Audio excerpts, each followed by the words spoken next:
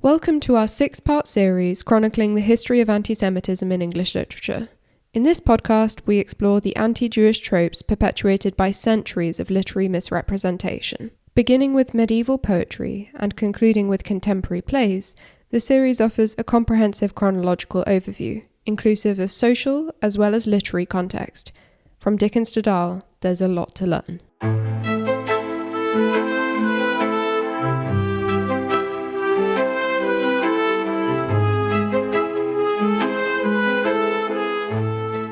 Today, the United Kingdom has a thriving and bustling Jewish community. However, it hasn't always been this way. England has a dark past when it comes to the Jews, and in this new 6-part series, we're going to explore how English literature has, at times, been used to spread anti-Semitic hate. There's so much to explore, but to understand the books, plays, and poems, we first need to navigate the history. In this episode, we'll be going all the way back to the medieval period to look at the Edict of Expulsion. But before we begin, don't forget to like and subscribe. The Jews first arrived in England in the years following the Norman conquest of 1066, invited to settle here by William the Conqueror. Their legal status was different to that of other English people. Jews were technically owned by the crown, servants of the king. Any protections they received stemmed from the monarch, since they did not have the same rights as an ordinary subject. Upon arrival, Jews typically worked in skilled professions, as doctors, goldsmiths, and poets. However, their main source of income was money lending, if only because it was forbidden to Christians and was therefore one of the few jobs readily available to Jews.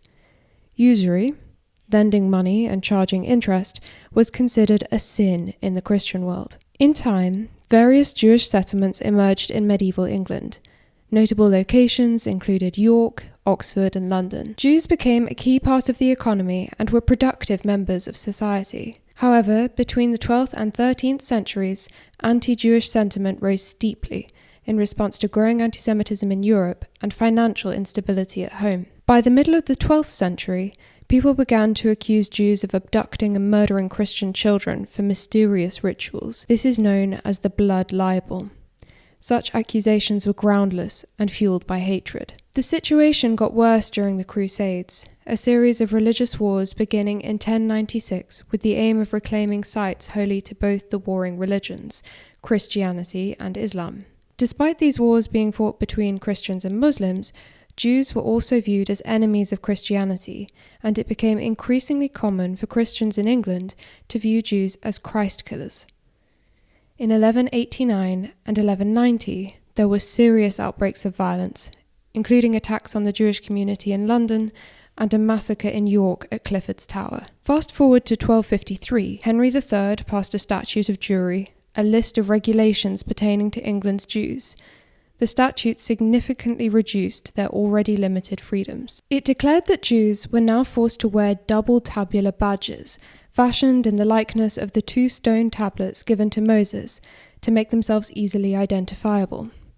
These badges were a precursor to other identifying symbols that Jews would be forced to wear in the future, including the general distinguishing mark suggested by Joseph Goebbels centuries later in Nazi Germany. Additionally, England's Jews could only remain in the country if they were seen to do the king's service in some way. Those who remained in England were banned from building any new synagogues and ordered to lower their voices during services so that Christian residents would not hear them.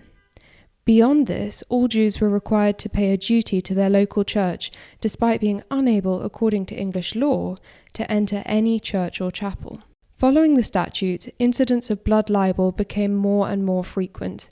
1255 saw the mass imprisonment of Jews in the Tower of London. 90 individuals were accused of ritually crucifying a boy from Lincoln. 18 were hanged and their estates seized. The 1270s heralded the dawn of fresh horrors in the form of the coin-clipping trials. Coin-clipping was the act of cutting bits of silver off the rims of coins for profit. In the medieval period, this was one of the most common accusations brought against Jews, even more common than murder and theft. In 1278, records indicate that the entire Jewish population in England was arrested for this transgression. although some historians suggest that it was limited to the heads of Jewish households. Since the death penalty applied to those found guilty of coin clipping, on the 7th of May 1279, 269 Jews were executed in London. These trials devastated the Jewish community and many decided to flee. The 1270s also saw the establishment of another statute of Jewry, this one enacted by Edward I. His restrictions, formally introduced in 1275, were both more numerous and more strictly enforced than those of his father, Henry III. Edward plunged Jews across the country into poverty when he outlawed the practice of usury. Instead, the statute stipulated that Jews could only earn their living by lawful merchandise and labour, by trade rather than by money lending. Some Jews transitioned to trading wool and cereals, but for the majority this was not a feasible option. Ghettoized, without freedom of movement, and excluded from the guilds, Jews found it incredibly difficult to conduct trade effectively. The Statute of 1275 also outlined that Jews over the age of 7 had to wear a yellow badge, still in the shape of 2 tablers, and that Jews over the age of 12 had to pay a tax of 3 pence each Easter. In May 1277, Edward appointed a commission, the express purpose of which was not just to seek out the names and locations of England's Jews, but also to make a note of whether they were wearing their double tabular badges. The prejudicial census aimed to establish whether the statute was being adhered to, and if not, to take measures against those who were not complying. The next, and indeed the final, challenge that Jews faced was caused by Edward's military campaigns in France, Wales, and Scotland. These campaigns drained England's finances and increased domestic tensions. Edward soon found himself in debt.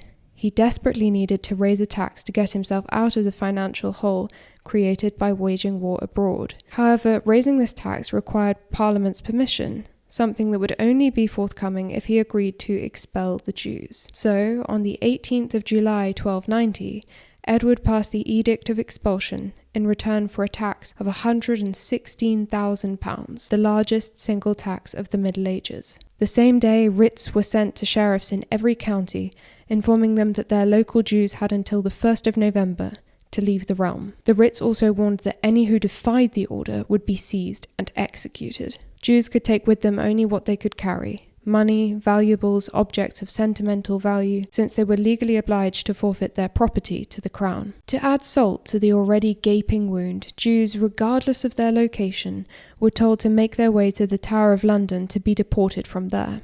They were then charged a few pence each to cover the cost of their own deportation, one last humiliation. And so it ended. Jews between 1290 and the early modern period, centuries later, were banished from England. From the 14th century onwards, the Jew became little more than myth. Though some crypto-Jews and converts remained, Jewish life and culture had been systematically emptied out of England. With no real-life examples of Jews to draw from, the English imagination turned to fabrication and caricature. That one summer day in 1290, Edward set the stage for centuries of misrepresentation. To continue the story, make sure to watch our next episode, which will cover anti-Semitism in medieval literature.